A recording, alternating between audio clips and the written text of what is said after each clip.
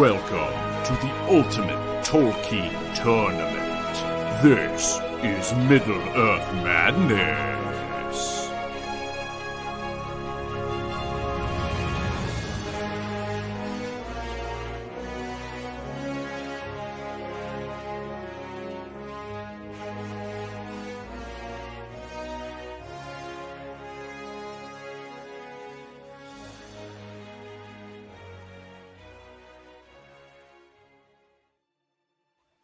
Welcome back, one and all, for the final night of the Sweet 16. After tonight, we will have only 8 characters left in our Third Age Throwdown. It goes fast, does it not, gentlemen? Indeed. And welcome back to Patty Man. We are joined by Patty Man and Engine Chief and TJ tonight, also known as Striker. So, let's have some fun, guys. The fights are getting more valuable in your brackets. It's still, I think, anyone's bracket in terms of our bracket contest. Patty Man, I think you were in the lead last I saw. Let's have a look to show folks where we are at. Yeah, I haven't really, compared myself to other brackets, so it'd be interesting to see here. Ooh, it looks like Kevin took the lead with last night's victories. So Campy is in second place. You've dropped third. Interesting. But tonight you could redeem yourself. The fights that we shall have tonight are Saruman against Quickbeam, Galadriel against Radagast, Sauron against Aragorn. And to finish it off, we've got Landroval, one of the upsets, against Círdan. Landroval, of course, upset Elrond in probably what's been the fight of the tournament. Check that one out on YouTube if you guys haven't seen it yet. It's a good one. I think it was one of those where Elrond had him just on the ropes. I want to say a couple points of life left, and then broke. It wasn't even a death stroke. It was a heavily hewn, which was enough by Landroval to pull the upset. So really good one there. So that is where we are at in the bracket.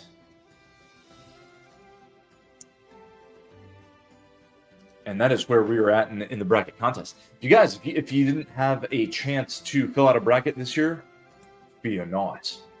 We got another tournament coming up, June timeframe. Going to be a little bit of different format. Also very cool. And payouts to the winners. So, this is kind of a dress rehearsal free bracket tournament. It's been fun so far, but, we also working out the kinks with the whole programming of everything. And hopefully we'll be ready to hit the ground running officially in June. So, Patty Man, still a chance to win that bracket contest. That should be good. It's a nice warm up, to test the waters and the new configuration. Exactly. Yeah, and we've had, trust me, our fair share of freaking debacles. So, no need to get into it all, but it turns out it's not easy to program, the logic behind the visuals of a bracket and make it look good and all of that stuff. So, especially when you don't know how to code, like me. So, there you have it. So, our first fight of the evening. We've got Saruman against not Treebeard, but Treebeard's partner in crime, the hasty ent, Quickbeam of Fangorn Forest. Quickbeam, so not one of your better known Tolkien characters. So who is Quickbeam? Well, obviously he's an ent of Fangorn.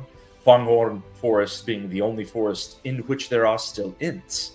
Despite the legends of, 1 or 2 ents being sighted in the old forest up near the Shire. Well, who am I to say that there are no ents or ent wives left in the old forest? I cannot say. However, Treebeard says that the ent wives have vanished from the world, and the only remaining Ents are down there in Fangorn. So one of the youngest and hastiest of the Ents is Quickbee. And so, by hasty, of course, that's in Entish terms, right? The Hobbit still found that he took forever to do a bunch of stuff, but in Treebeard's way of thinking, better to leave those mischievous young hobbits with a hasty Ent, because they, of course, being very hasty themselves, were, trying to foment the Ents to make a bloody decision and get on with it and go and join the War of the Ring, right? Namely, to assault Isengard.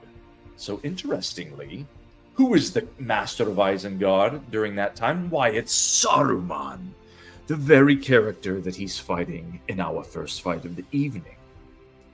So, for those of you who, movie fans or book fans alike, or fans of both, right? You see all those scenes where the Ents are incredibly angry, of course, that Saruman has industrialized part of Fangorn Forest right there around the Ring of Isengard, and dammed the River Isen to divert it and make basically hydroelectric power, windmill or watermill power. And so they don't take kindly to all that, and they, of course, besiege Isengard. So yeah, should be a cool fight, true to the lore in this one. Let's see how their stats compare.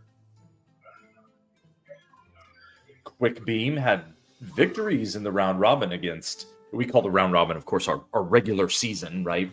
It's our sample size of everyone fights everyone, and we see how they do, and that helps us seed the field, and sort of, it sets the seeding, and then, gives us a rough prediction of how things are going to go in the tournament, right?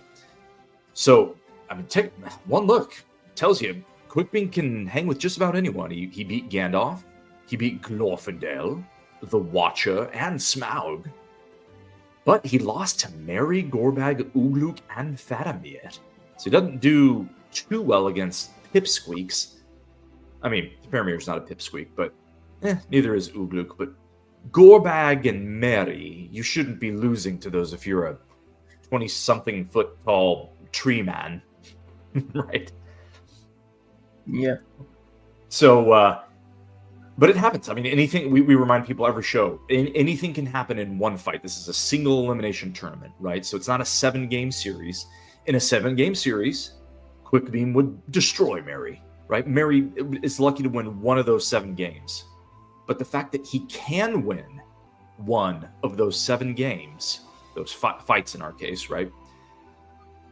It just gives you a clue that, anything is possible in the battle engine. These are dice rolls at the end of the day, just like your favorite tabletop game. There's always a chance for an upset. But that being said, it's very unlikely. It's not going to happen too often. Quickbeam stats, 88 ferocity, 89 stamina. On the left side, you see the offensive stats here. Those are what I'm looking at. 86 striking.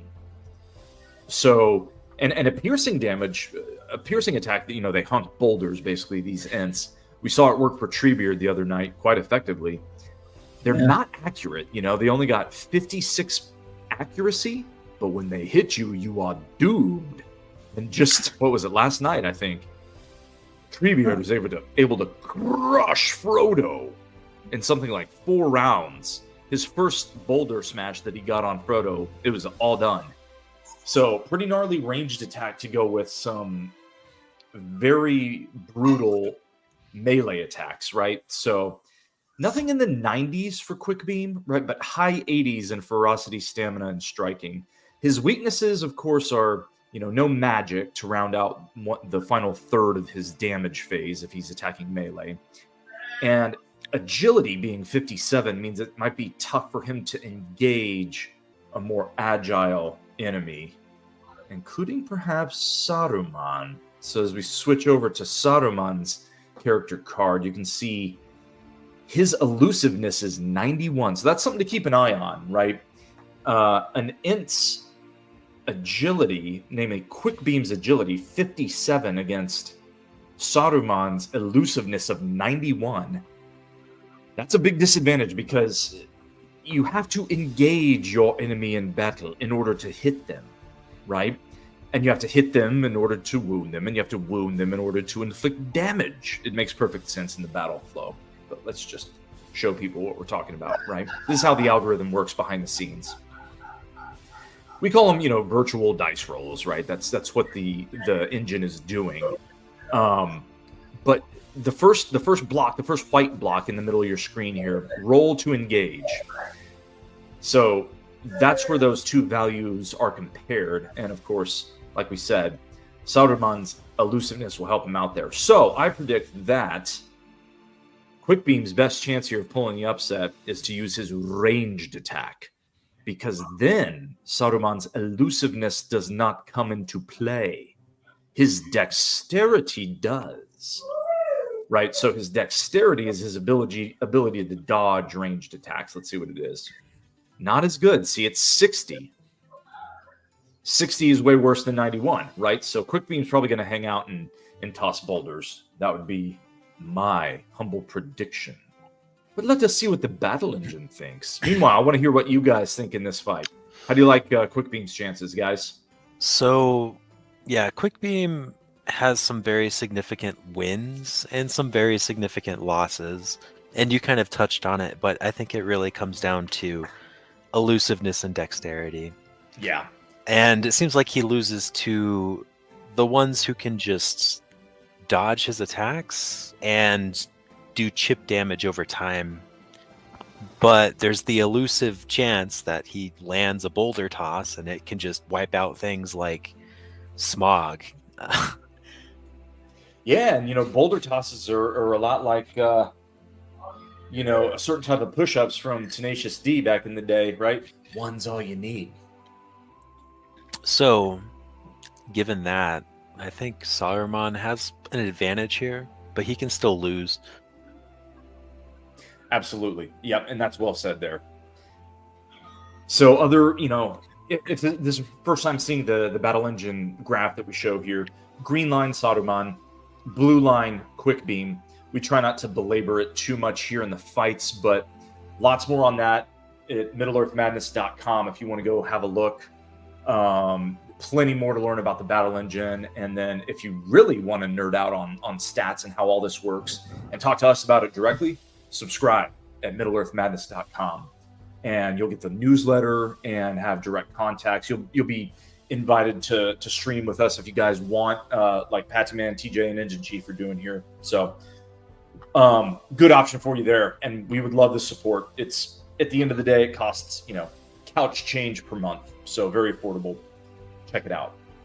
And without further ado, we're going to have our first fight of the night. Guys, are we ready? Ready. Let them fight. Give us the line, man. Let them fight. Excellently done.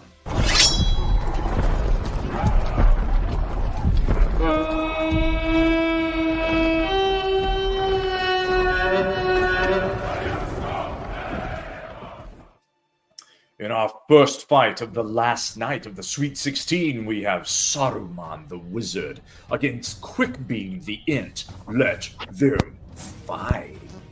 First attack goes to Quickbeam with the boulder toss. He misses. Saruman counters. He's forced to use his less favorable weapon, his white staff. He engages but cannot hit. Back comes Quickbeam and draws first blood with the boulder toss.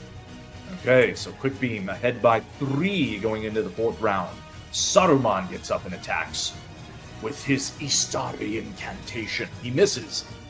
Back and forth they go. And then Saruman gets a hit with a spell. 5 damage there. Pretty even fight through 7 rounds. Back and forth they go. Another wound by Quickbeam with another boulder toss. And he takes the lead. And back comes Saruman, tit for tat.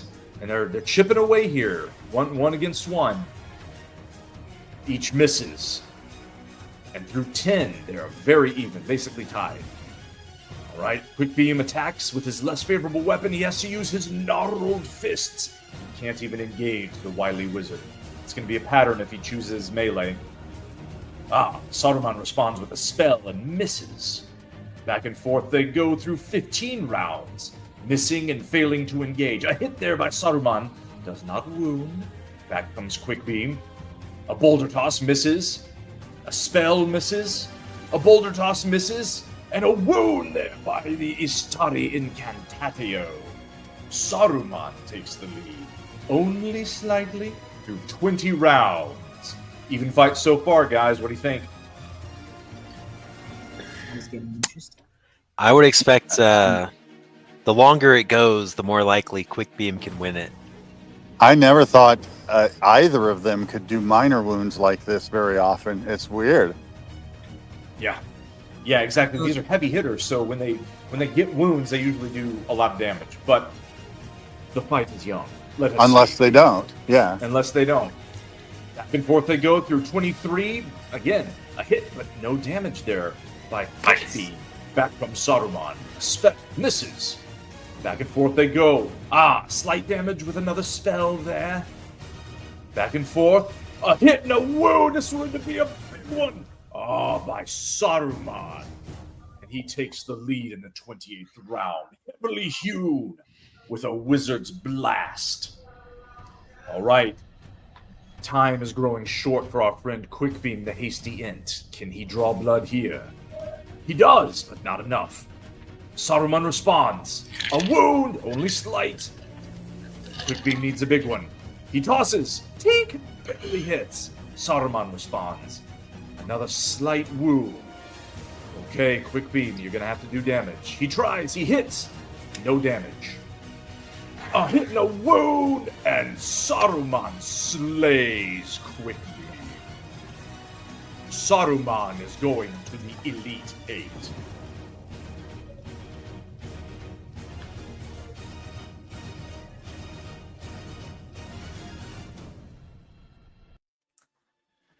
And there we have it. First fight in the books. Pretty good one there. I mean, Quickbeam, he stuck around, but even with the boulder's toss, he was having trouble doing any real damage to the wizard. And so another 1 seed advances to the Sweet 16. I honestly thought that the boulder toss would have squished Saruman. Yes. Yeah, he must have just barely hit him. You know, you saw a couple 1, 2, 3 point attacks there. Maybe Saruman was deflecting with magic, steering the boulders out of the way. If that's within the purview of the Istari incantation. Let's pull up the bracket and see where we're at here. All right, so we're going to advance Saruman into the Elite Eight. Meanwhile, yes, so Gandalf has advanced to the Elite Eight. Durin's Bane has advanced to the Elite Eight. Someone has Saruman. background noise. See if you can get rid of it. Yeah, TJ, I think that's you, man. Just keep mute on for us when you're not talking. That'll help. No worries. And so, who else is going to the Elite Eight here? We got which 1 seed got knocked off? Memory lapse here. Oh, Sauron still has to fight, right? So Sauron could still advance to the Elite Eight. All right. What is our next fight of the evening, ladies and gentlemen? Yes. Should be a good one here. Galadriel of Lorien against Radagast of Rhovanion and other places. He's a bit of a roamer, Radagast. But yes, so we have the Lady of Lothlorien squaring off against the Brown Wizard.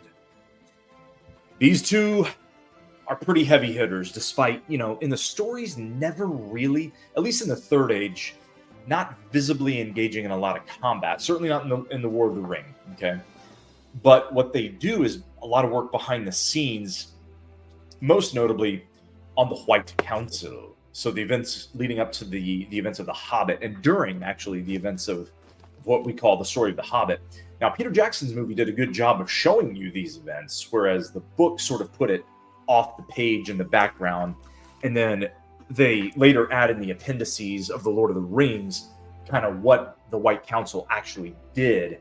You know, when Gandalf has to leave the Fellowship, excuse me, not Thorin's company, not the Fellowship of the Ring, right? So Bilbo is a member of Thorin's company with Gandalf, and they're trying to go back to Erebor to liberate the Lonely Mountain from Smaug, right? And then right when they get to Mirkwood, through a bunch of travails, Gandalf has to go bye-bye.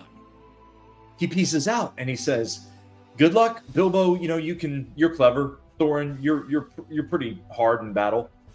You guys got this. Just stay on the road and you'll be good. I'll see you guys later." Gandalf takes off. They can't believe it. Where does Gandalf go? Well, it's later revealed that he has to go down to Dol Guldur in southern Mirkwood, where Sauron, the necromancer, has taken shape again. And it's part of the reason a bunch of nasty creatures are reinfesting Mirkwood, formerly known as Greenwood, with spider-shaped monsters and other fouler things and orcs besides. And so Gandalf has to, well, at the time it's actually Saruman, who's the chief of the White Council. And the White Council is made up of Saruman, as well as the two that are fighting in tonight's battle, Galadriel, Radagast, Mithrandir, and Elrond. So, between them, you have the 3 elven rings. Keep in mind, Sauron has not yet found the One Ring. So, the 3 elven rings are being used openly because they are not subject to the One Ring on Sauron's finger anymore. When they were, of course, they hid the 3 rings from him, and because they would quickly fall subject to the One Ring. But while the One Ring is lost, of course, they don't yet know that Bilbo has found it. They are very much using their rings of power against Sauron and Necromancer. Now, it's unclear in the movie version, Círdan has already given Gandalf the Ring of Fire. That is not how the books have it. So, I think in the books, the White Council only is in possession of 2 out of the 3 rings, and Círdan the shipwright is still holding on to the 3rd Elvish ring. Círdan doesn't come out from the Grey Havens and attack Dol Guldur, but the others do. And so, anyway, that's a little trip to Mordor to set up this fight. 2 members of the White Council, one with an elven ring, one an Istari that studied under Yavanna back in Valinor, Yavanna being the Vala of trees and plants, and the maker of the Ents, among other things. So Radagast, you know, his true flex, I guess, as a wizard is living things, flora and fauna, right? Primarily birds. So he, even more so than Gandalf, is tight with the eagles of the Eagles Eyrie, Gwaihir and Landroval, but also ravens and things like that. And so he can send messages that way, and does so sort of in the background of the events of the War of the Ring. So that's who's fighting. Let's see how their talents are, just right quick. We won't belabor this too much. Galadriel. She, during the regular season, did some damage. She slew the Balrog, Smaug, Glorfindel, and the Witch King. She lost a couple that she should have won, not many, but she did lose to Bard, lucky arrow perhaps. Thorin, no slouch. Balin, bit more of a slouch, not as strong as Thorin, for example.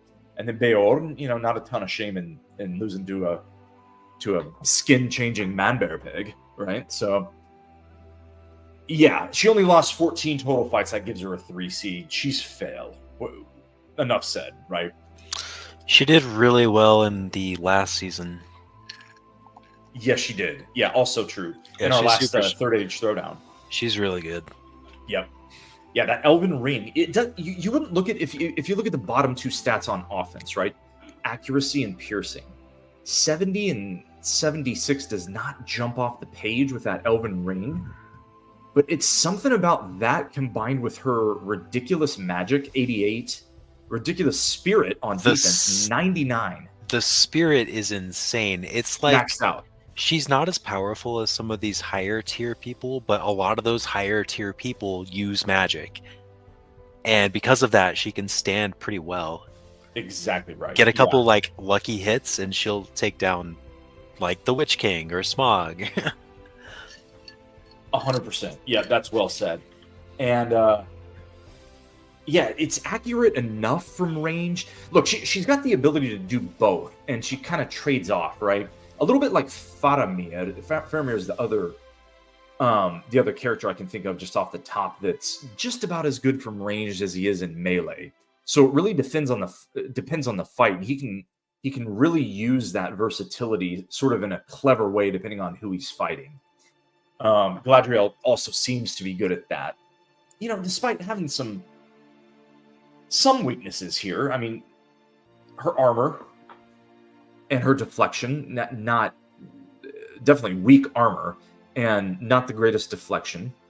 And her striking for melee is not going to land her many wounds against an armored foe. Of course, Radagast is not that. So no worries in this fight. Yeah, no 20 Radagast's armor is even worse than Galadriel, so that's a non-factor. I still expect Galadriel to stick to using her Ring of Power, though, her ranged attack. And Radagast, look, 80 accuracy, 79 piercing. He'll probably rely on that too, rather than go melee, because unlike Gandalf, the big difference between Gandalf compared to both Saruman and Radagast is Gandalf has Glamdring. Okay, so he actually has a melee attack that's fail, or at least a striking ability, right, to hit the enemy and do damage.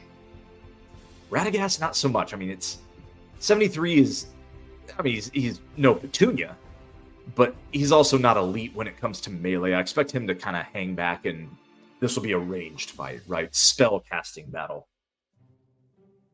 Let's get you guys' thought on the record. Who do you have in your bracket, and do you want to change your mind at this point? I believe I had Galadriel going to the final fight, actually, or maybe the second to the last. I'm not sure. She went pretty far in my bracket, but Galadriel's exactly the kind of character that Radagast would struggle against. So Radagast might be better against some people, but not her. That's a good take too. Yep. And does that say Glorfindel? It does. I need do-overs on that. My bad. Good catch. Let me fix that. You guys keep talking about this fight and who you think. Actually, we didn't hear from Stryker. Who do you think's gonna win, man? I think that Radagast might have this one, because his magic would be probably his favorable, so he would be able to probably land a couple. I like it. Okay. I think I got this working now, guys. Good catch on that one. Let's try this again. Hey, I'm very much a stats person. That's the first thing I look at. Good. How are we looking now? There we go.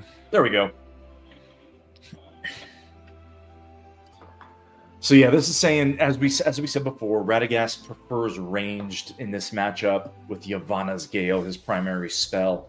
Galadriel also is going to use her Elven Ring, Nenya. It's saying they're only going to be able to use their preferred weapons 40% of the time, because the battlefield conditions slightly favor Radagast. But I doubt that will stick through the fight. We'll have to keep an eye on that. Their stats are very much alike, so they're very kind of similar creatures. Yes, yeah, exactly right. And what Engine Chief is alluding to there is, look at the blue line and the green line in this graph. They're almost overlapping, right? So slight advantages both ways, but very even characters. This is going to be a good one, guys. And as I say that, I just jinxed us to a 3-round beatdown. But it is time to find out one way or the other. So, let them... Oh, excellent.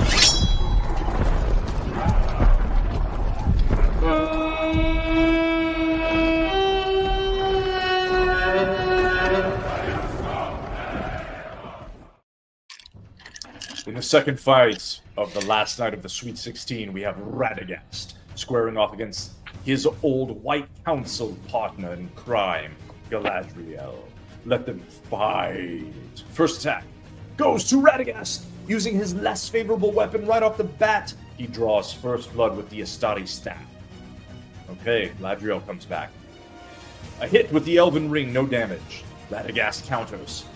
A hit with the Ivana's Gale, no damage. Back and forth they go, casting spells through 5 rounds.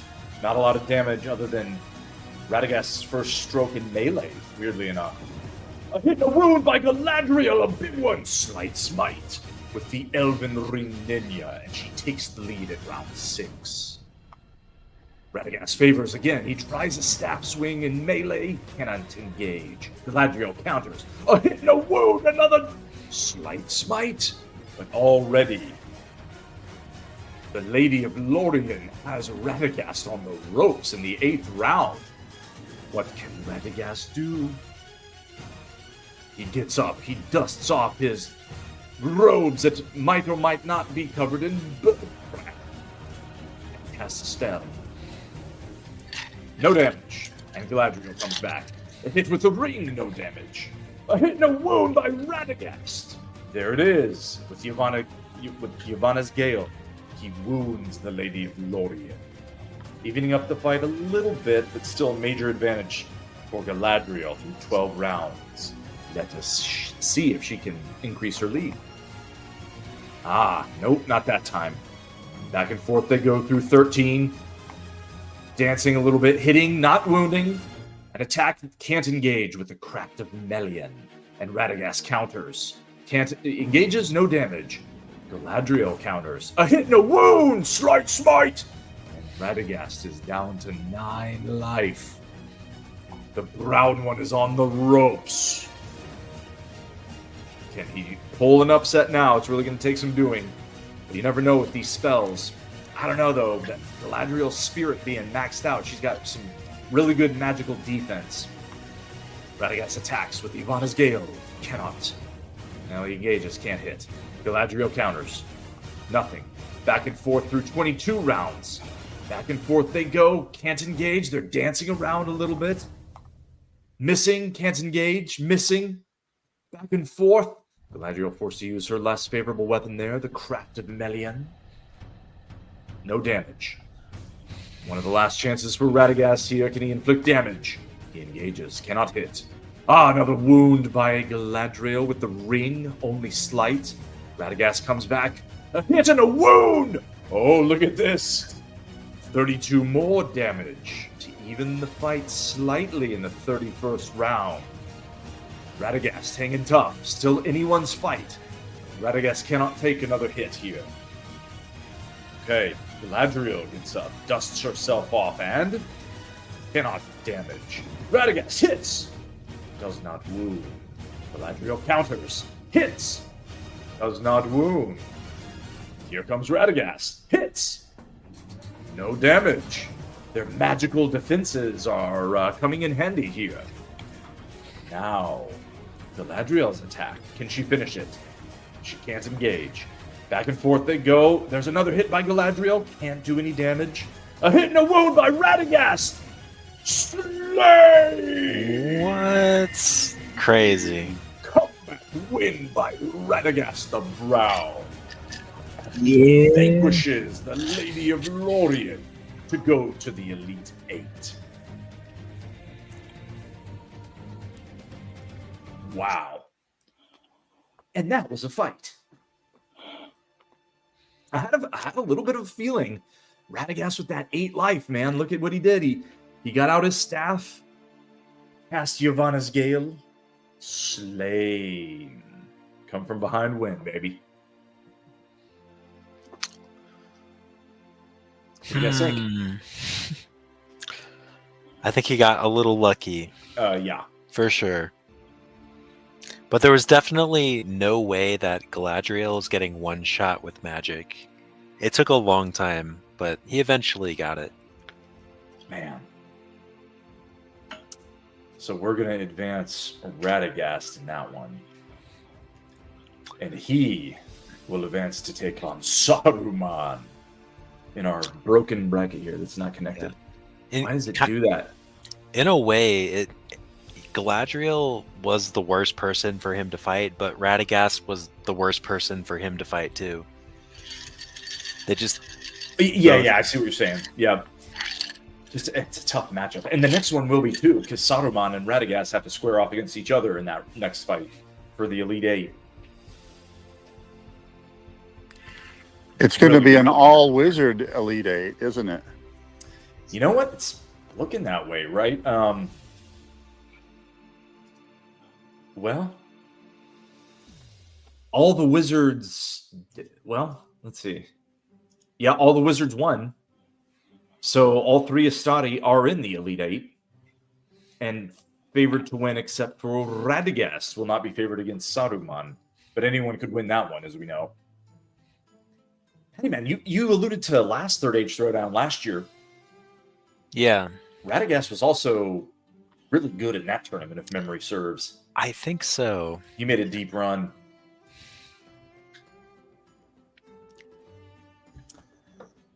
Good stuff. And we are off and running, man.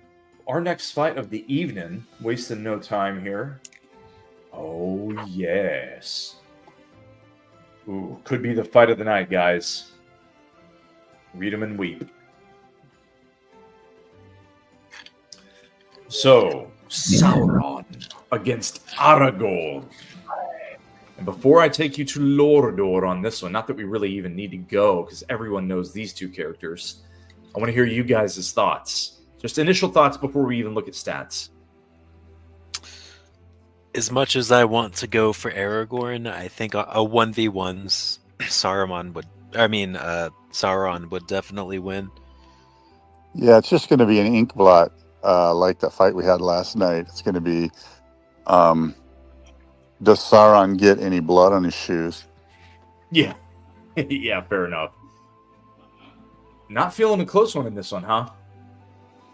Yeah, look, it's one thing to look into a Palantir and to see the Dark Lord from afar and to square off in a battle of wills and to win, I guess you'd have to say, that battle of wills and to assert yourself, as the once and future king of Gondor.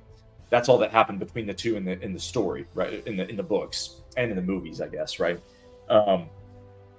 But again, the most common question we get with Sauron is, what version of Sauron are we talking about? Are we talking about the guy with the mace and the mask in the movies in the first scene? No, because that version of him, had the one ring.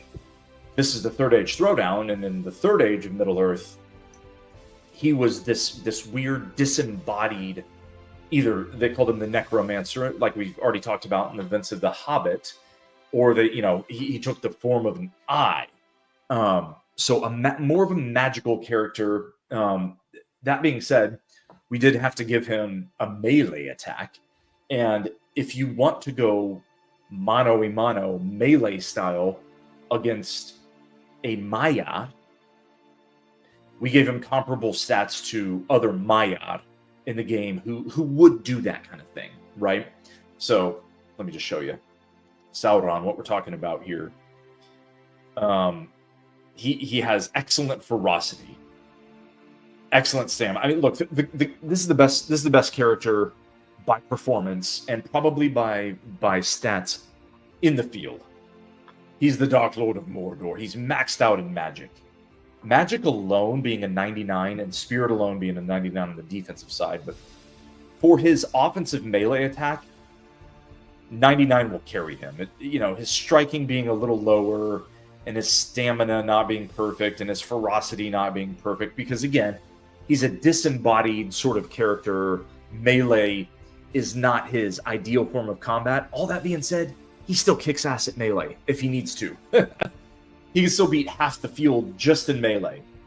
So he's also got a ranged attack that's fell as well. So we don't need to talk too much at all about Sauron. He lost somehow to Faramir, to Gwaihir, to Treebeard, and to Elrond in the regular season. And those 4 losses are more than half of his total losses. He only lost 7 fights. And those were the worst of them. So yeah, Sauron, tough out. What are you going to say? Enough said, right? Aragorn? 21 losses in the regular season. Lost to Theoden, lost to the Battle White, to Eomer, and to Azog.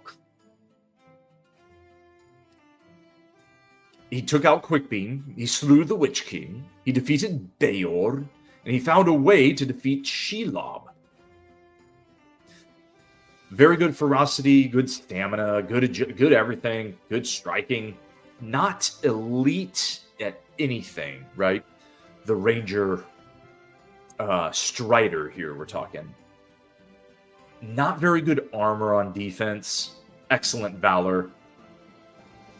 And only okay. I mean, for a man, he's got good spirit. Of course, him being of Númenórean royalty legacy, he does have a little of that bloodline, which gives him some spirit and some magic, 50. He's got an affinity for it. There you go. Yeah. He does like the elves, after all. Kind of wants to make a little family with one of them, I heard. Dad wasn't hot about that idea. But he warmed up to it, right? Sometimes Dad's got to warm up to it. I'm referring to Elrond, of course, being the father of Arwen, who is Aragorn's love interest in the stories. If that joke, poor as it was, didn't make sense to anyone. Yeah, so we've got Sauron against Aragorn. Anyone else want to have a take on how this one? I mean, you guys have already predicted a beatdown here. Anything else before we launch the fight? Aragorn doesn't include Army of the Dead stuff, does it? No. Or he used Athelas to cure people a couple of times, so that's not really magic, but that's like magic lore. Yes. The hands of the king are the hands of a healer, right? In the Return of the King. Yes, that's a prophecy that goes directly to the lore. And as Engine Chief, you're probably alluding to, we are thinking about bringing healing traits into a future iteration of the battle engine, perhaps as early as the next tournament. So look for that. But looking at that graph, Mhm. these characters match up in such a way that Aragorn has no advantages. Yeah. I think that would be a really neat idea, though, if like every character had like a trait that they could use during battles. So like Aragorn could heal himself a couple of times. Sauron could like inflict some kind of curse on you. A special ability, right? Yeah, and it's limited, like you can't just spam it. Yeah. I like it too. We're playing with it. It's complicated though, so. Engine Chief, challenge accepted. Well, I don't know. There's we need to have a meeting and talk it all out. If then I could build it. Cool. In the meantime, shall we fight? Let them fight. Fight. Excellently said.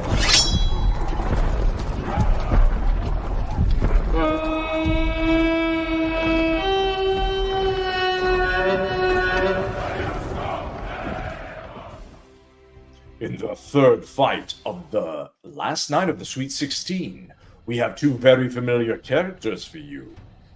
Sauron, Gorthau, the Dark Lord of Mordor, against Aragorn, aka Strider, aka Elisar, the King of Gondor.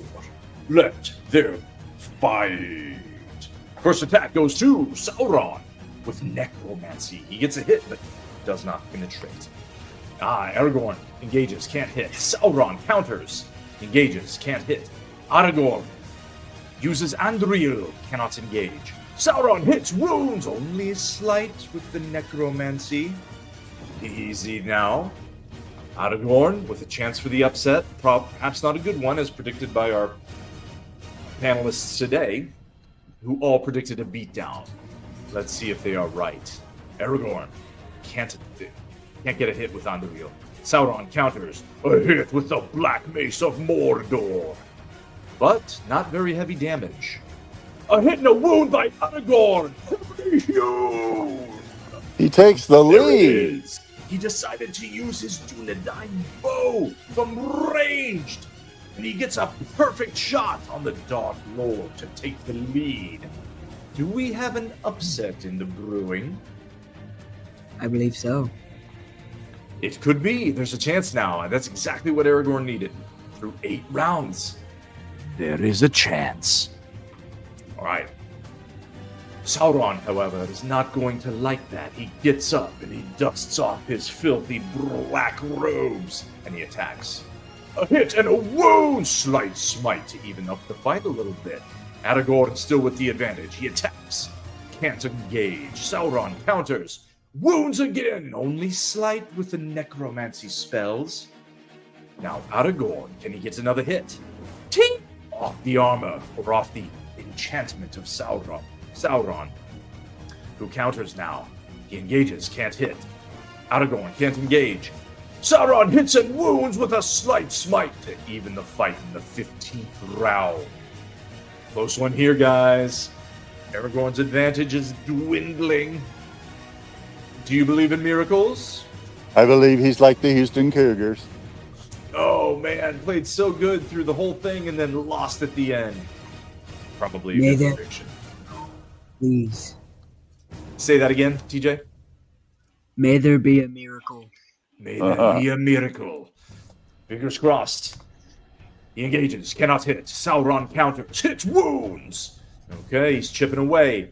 Aragorn comes back, engages, cannot hit. Sauron hits and wounds again. Still very slight wounds here. So Aragorn's getting a little lucky here, we have to say, because his armor is not great, but these blows aren't doing a ton of damage. Until, of course, they do. Aragorn's attack. He attacks, can't engage. Another hit by Sauron, no damage. A hit by Aragorn, no damage. A hit by Sauron, no damage. Aragorn can't engage. A hit and a wound by Sauron to take the lead in the 25th round. And the Dark Lord now has the advantage. All he has to do is hit a few free throws. That's right. Aragorn, last couple chances here. He must draw blood, and he must do it soon. Aragorn attacks. Cannot hit. Sauron counters. Hits! No damage. Lucky. Aragorn comes back. Cannot hit. Sauron can't hit. Aragorn can't even engage. A hit by Sauron! No damage. Aragorn's hanging in there through 31 rounds. He attacks again. Can't hit. Sauron comes back. Hits! Wounds! Slay! And Sauron wins.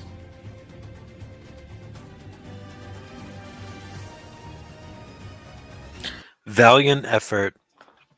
Truly. But it was exactly like Engine Chief said. Houston Cougs. Start off with the lead and blow it. He summoned the strength of his heritage, but he fizzled out at the end. Yep. I was surprised when Aragorn took the lead, but then he lost it. I know. Yeah, so Patty Man shouting out Isildur indirectly in that reference, right? His bloodline, Isildur, the forefather of Aragorn, was the one that cut the One Ring from Sauron's hand during the last alliance of elves and men. If you've seen the movies, that's the intro scene of the movies. But there were some who resisted. The last alliance of elves and men marched upon Mordor. Great freaking clip. All right, guys, we got one more fight tonight, and it is hopefully going to be a good one. Hirdan against Landroval. Initial thoughts on this one while I queue up the battle engine, hopefully correctly this time. Was Kirdan in the first season? He was in the most recent Third Age Throwdown, not the first tournament we did. So, in other words, not the 64 character tournament, but the last year's version of this, he was in. Yeah. However, he was seated lower and he didn't do as well. I feel like this guy outdid himself in the regular season, which we'll look at here in just a sec. And I'm sorry, is that Gwaihir? Landroval. Okay. Yeah, I think Kirdan. Does he have the ring? He does. Okay. Yeah, I'd have to give it to Kirdan. Yeah. I had some Eagles in my bracket before. They do okay, but they kind of get smushed. Yep, and that's a good way to start, actually. Eagles, as we said before with Gwaihir, the Landroval's big brother is Gwaihir, the Wind Lord, by the way. Landroval is sort of Gwaihir light with, a little younger, a little more agile, a little more elusive, not quite as ferocious, those kind of things. Anyway, Eagles, long story short, are offensive tanks. So you'll see 92 agility, 80 ferocity is only okay, accuracy 90, but that's with the ranged attack, which only has a piercing value of 40. It's an eagle cry. It's an intimidation attack, right? Not a piercing attack. So it can do. We've seen it do damage just randomly on some of those dice rolls before. It's the circumstance we want to factor in where, like, a Nazgul shrieks and guys fall off the wall of Minas Tirith and die, right? It happens in battle. It's a very real thing, intimidation. The Horn of Boromir, another intimidation attack. Landroval, they have an eagle's cry, right? You're swooping down and, it's like an A-10 coming down on a tank. It's the last thing they ever see. Or an Apache helicopter, coming down on a tank, and you're like, oh, crap, I'm dead. Well, but an Apache helicopter is the last thing a lot of bad guys ever see. But look at who Landroval beat there. He doesn't beat any of the heavies. True. He just mowed down. He mowed down all the weaklings. But he doesn't have a victory over anybody really good. I mean, Elrond and Treebeard. Well, Elrond and Smaug. Those are no petunias right there. It's like the B-2 bomber coming in. Yeah, exactly. Now, on defense, though, the Eagles really can only claim elusiveness. That's their best thing, right? So they can fly. They're elusive. They're going to get out of the way. 92 elusive. They both, all three Eagles, Thorondor, Gwaihir, and Landroval, all have very good elusiveness. They're tough to hit, right? And that goes to, so the other character is going to have to be agile to engage them in melee. And is Kirdan agile enough to do so? Let us see. 82 is decent agility. Now, not as good as 90, 91 for Landroval's 92 elusiveness. So 81 against 92. No, 82 against 92. Yeah, agility. So what that is a mathematical way of saying that you don't want to even attempt to be, engage an eagle in melee. If you don't have to, you want to use a ranged attack. That's how you slay an eagle, right? Fortunately, look what Kirdan has. Accuracy of 78 with ranged attack, piercing of 85. He's got the fire ring, ladies and gentlemen.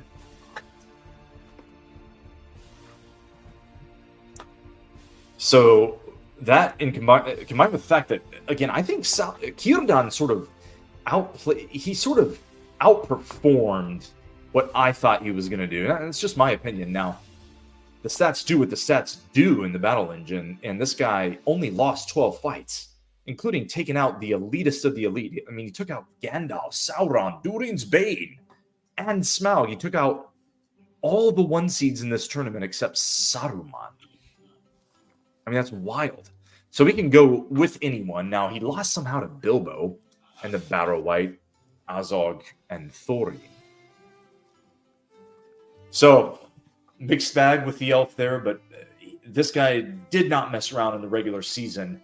Again, can go toe-to-toe with anyone.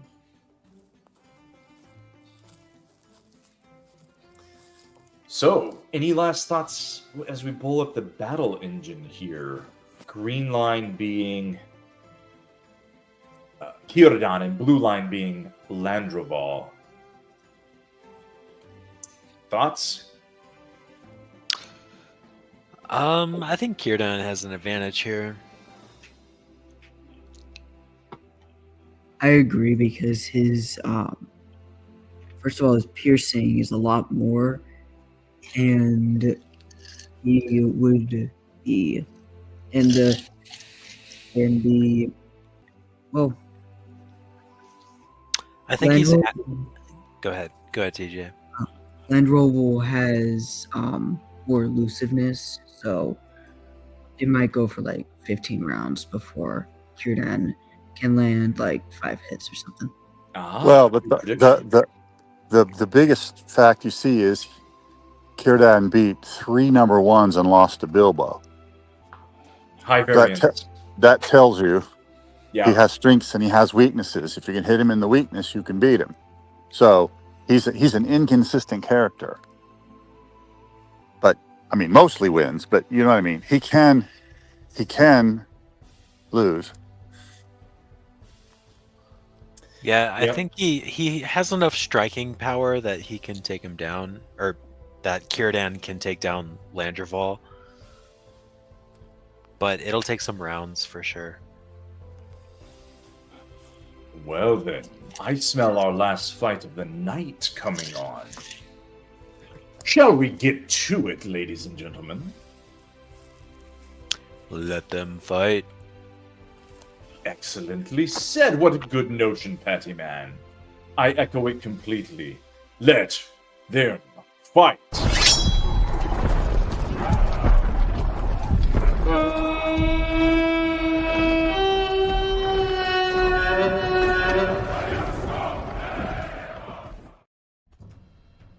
All right, and now a last fight of the Sweet 16.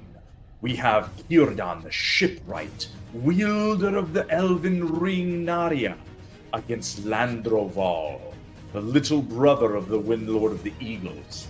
Let them fight. First attack goes to...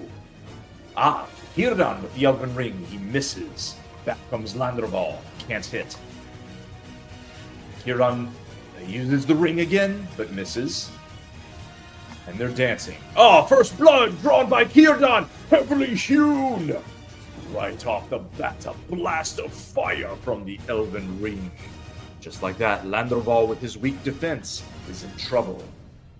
Singed feathers falling from the sky, perhaps. Picture it how you guys want. That's what I'm seeing. All right. But the Bertie comes back down, Apache helicopter style. Can he do any damage? A hit and a wound, but very little damage. With the great talons, just nick the elf. Enough to draw blood, but not enough to do any real damage. Back comes Círdan. Can he finish it? A hit and a wound. Slay. And we have our first beatdown of the evening. Círdan says, I will have no Bertie stooping upon me in my house. Off with you, foul one. And Círdan advances to the Elite Eight.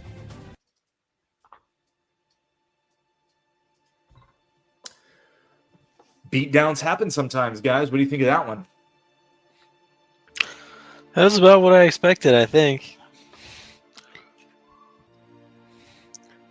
I ended up expecting it after the first hit. After that first hit, blast of fire. Birdies don't do well with that. Like we said in the intro, I mean, no armor. He has to rely on that elusiveness, which really sets up the Eagles, I think, more nicely against melee guys. If the hardcore ranged guys, they're just going to struggle, I think. I think it's your bottom line. So let's take a last look at the bracket, guys. See how we're doing. Let us know in the comments while we're looking at this how you guys' brackets are doing. We are going to advance Sauron, who did get some blood on his shoes, but not very much, as he defeats Aragorn and advances to the Elite Eight. And then we're going to advance Círdan, the shipwright. Sets up a pretty sweet battle there. Sauron against Círdan. So let's look at our full Elite Eight. Sauron against Círdan, like we just said. That's the 1 versus 2. That's chalk. Saruman and Radagast. Battle of the Wizards. 1 against 2. Chalk there in that region. Again with chalk. As we move up the bracket, we're going to have the Balrog against Clorfindale. Love that one. And then the only one that is not chalk, Treebeard, the 3 seed, slithers out of the bottom half of that region to face Gandalf at the top. So, of course, rewinding a little bit, Frodo was able to upset the Witch King in an earlier round, and then, of course, he ran out of gas against Treebeard in a spectacular way, got crushed, as we pointed out earlier in the show. And so that set up Treebeard to make the Elite Eight here at the top. So that's our Elite Eight, ladies and gentlemen. Would anyone like to change their predictions going to the Final Four and the championship based on what you've seen tonight or anything else? How are you guys feeling about your picks? I may have made a mistake with Galadriel. I definitely am going to lose a lot of points for that. Oh, yeah. Because I think... Yeah, you had her... I had her going, yeah, pretty far. Not all the way, but semi-final. Besides that, though, doing okay. Farewell, Patty Man. Thank you for having such faith in me. Here are 3 locks of my hair. The best elf girl, by far. Elf grandma? Yep, elf grandma. Yep.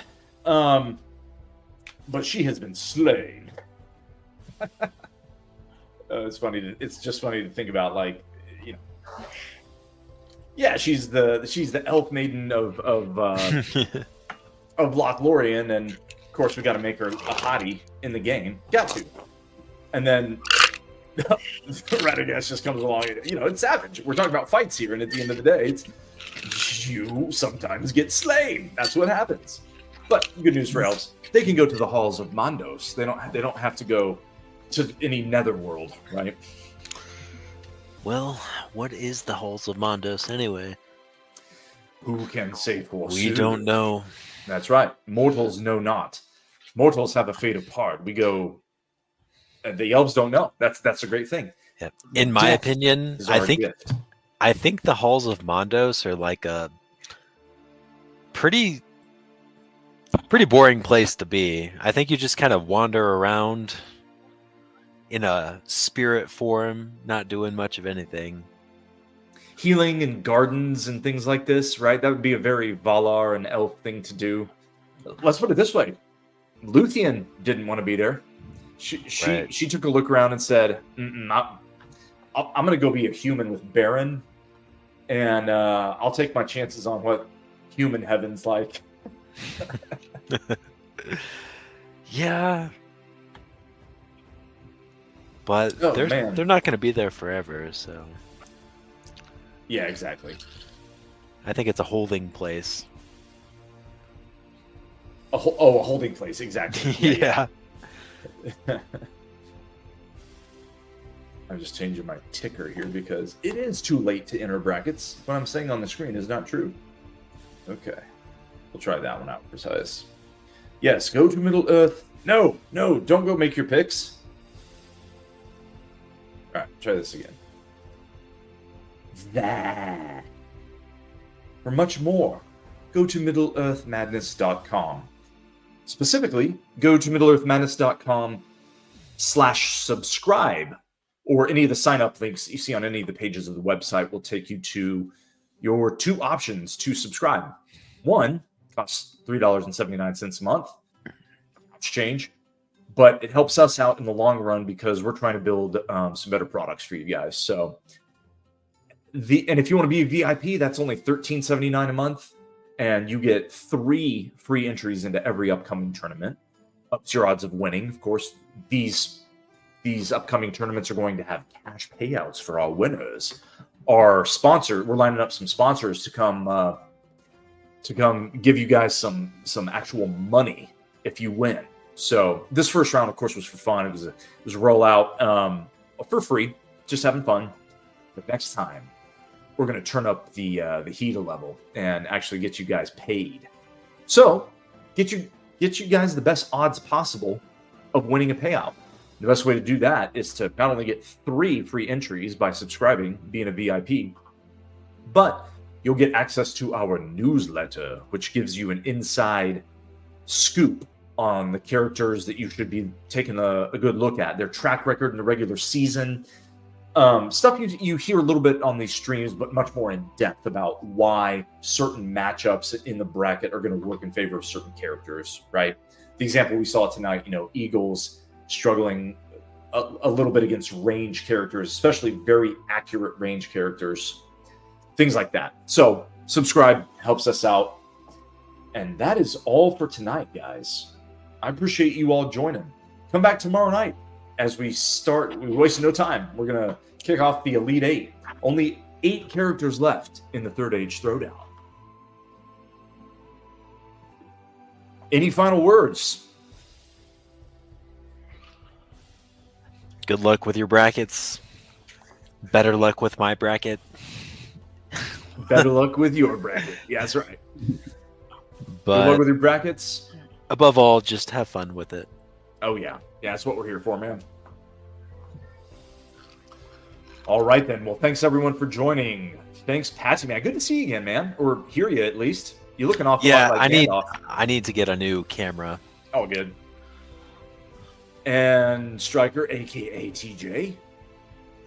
Thanks, as always, for dropping by, dude. Hopefully you guys will be back tomorrow night. Same bat time, same bat channel. Here in the Chamber of Death. Yes. All right, thanks, guys. And thanks, everyone, for watching abroad.